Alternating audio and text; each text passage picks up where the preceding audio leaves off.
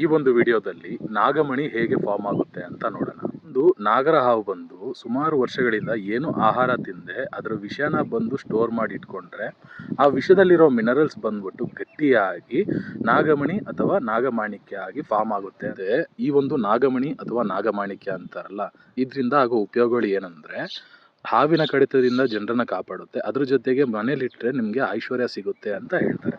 ಆ ಥರ ನಾನು ಹೇಳ್ತೀನಿ ಅಂದ್ಕೊಂಡಿದ್ದೀರಾ? ಜೋಕ್ಸ್ ಅಪಾರ್ಟ್, ಒಂದು ನಾಗಮಣಿ ಅಥವಾ ನಾಗಮಾಣಿಕ್ಯ ಅಂತ ಹೇಳ್ತಾರಲ್ವಾ, ಅದು ಬಂದು ಆ ಟೈಪ್ ಆಫ್ ಡೈಮಂಡ್, ಓಕೆನಾ, ವಜ್ರ.